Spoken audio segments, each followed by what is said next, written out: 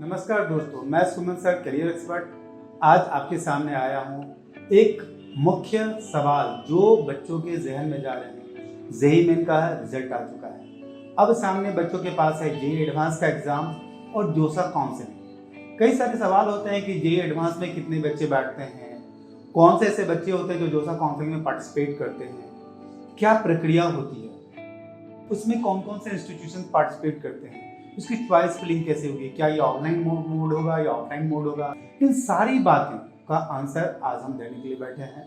आज हम डिस्कस करेंगे मुख्यतः 3 सवाल पे। एक पहला, जोसा क्या है। कई बार हमने सुना है जोसा काउंसलिंग होती है, जोसा काउंसलिंग, तो व्हाट इज द जोसा। सेकंड क्वेश्चन हम लोग देखेंगे जोसा के एलिजिबिलिटी क्राइटेरिया क्या क्या है, कौन जोसा में पार्टिसिपेट कर सकता है, नहीं कर सकता है। अगला क्वेश्चन होगा हमारा जोसा का रजिस्ट्रेशन का प्रोसेस क्या है, how to registered in JoSAA counselling and how to choice fill.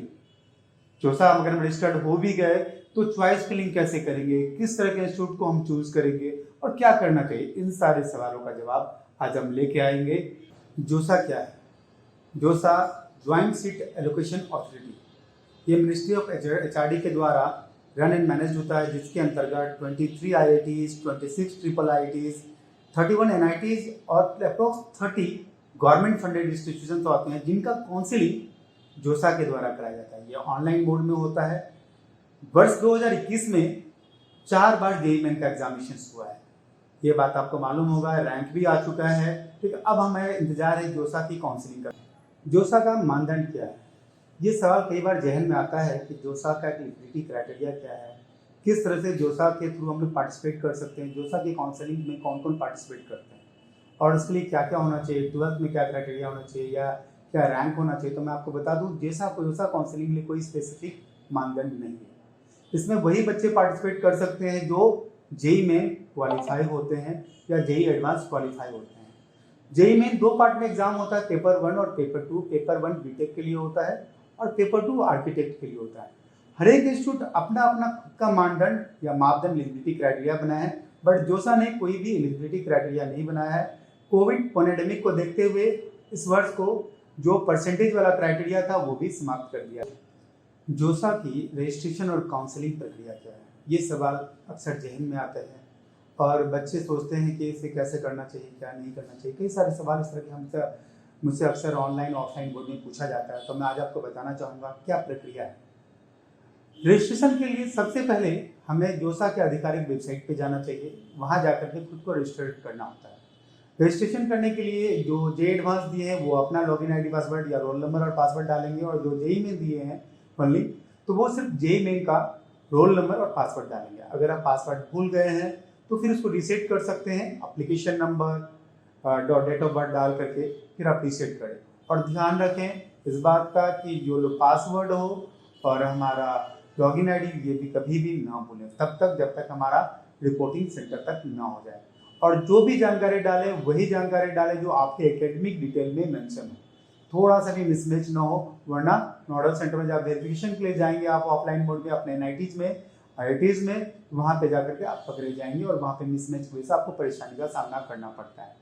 हमें क्या है, लॉगिन आईडी पासवर्ड डालने के बाद अपनी निजी जानकारी मतलब कि आप राष्ट्रीयता, academic detail, phone number, email ID, ये सारी चीज़ों का प्रॉपर ध्यान से देखना होता है और एक्यूरेसी देखना होता है कि कहीं कोई मिस्टेक तो नहीं है। कि हम एकेडमिक डिटेल डाल रहे हैं तो 10th-12th का मार्किंग परसेंटेज, क्या स्कोर आ रहा है, क्या परसेंटेज है, रिजल्ट अवेटेड है या हम पास आउट हैं, ये भी देखना। अगर पास आउट हैं तो हम अपने हर एक सब्जेक्ट वाइज डिटेल डालेंगे। अगर हमारा रिजल्ट अवेटेड है तो हम रिजल्ट अवेटेड शो करेंगे। अगर हमारे पास रैंक आ चुका है तो वो ऑलरेडी लॉगिन आईडी पासवर्ड के साथ वो CRL rank, category rank automatic ले लेता है। उसके बाद हम पूरे विवरण को चेक करेंगे कि जो हमने विवरण डाला है वो हमारा जेन्युइन है या नहीं है और स्टेप बाय करेक्ट है या नहीं है। क्योंकि एक बार आपने सबमिट कर दिया तो दोबारा उसे एडिट करना मुश्किल होगा फाइनल सबमिट होने के बाद, इसलिए एक बार स्टडी कर लें फिर आप फाइनल सबमिट करें। चॉइस फिलिंग रजिस्ट्रेशन के बाद सबसे मुख्य पड़ाव आता है। इसमें ध्यान रखना होता है इंस्टीट्यूशंस का, ब्रांच वाइज क्रम का और अपने चॉइसेस का और अपने रैंक को ध्यान में रखना पड़ता है। चॉइस फिलिंग से पहले पिछले 3 वर्षों का आप कम से कम कट ऑफ देख लें रैंक देख लें, ये हमारे आधिकारिक वेबसाइट पे भी पेज पे अवेलेबल है, या अगर आपके पास नहीं है तो आप हमसे संपर्क भी कर सकते हैं। कटअप आपको मिल जाएगा। कटअप के आधार पर आप देखें कि आपको कौन सा इंस्टीट्यूट मिल सकता है या कौन सा इंस्टीट्यूट मिलना चाहिए जो आपका डिज़ायर है। काउंसलिंग में, चॉइस फिलिंग में इस बातों पर ध्यान रखना है। ठीक है, इसमें 3 तरह के इंस्टीट्यूट सारे पार्टिसिपेट करते हैं, IITs, NITs, IIITs और CFTI। ये लिस्ट वाइज रहते हैं और चॉइस फिलिंग आप institute wise, course wise, branch wise कर सकते हैं। चॉइस फिलिंग के बाद आपको ध्यान रखना है कि प्रायोरिटी किसको दे रहे हैं। आप जो आपकी चॉइस का मेन कॉलेजेस हैं, जो आप कॉलेज इंस्टीट्यूट वाइज या ब्रांच वाइज, उसको ऊपर डालें। उसके बाद फिर उसके लोअर क्रम को नीचे, मध्यम क्रम वाले को बीच में डालें, फिर जो निचले दर्जे के कॉलेज है उसको नीचे डालें, ताकि आपके पास अपग्रेड, स्लाइड और फ्रीज का ऑप्शन रहे। अगले के राउंड में आपको फ्रीज तब करेंगे जब आपको डिजायर चॉइस या कॉलेज मिला और उसके बाद आपको आगे के राउंड में नहीं जाना है।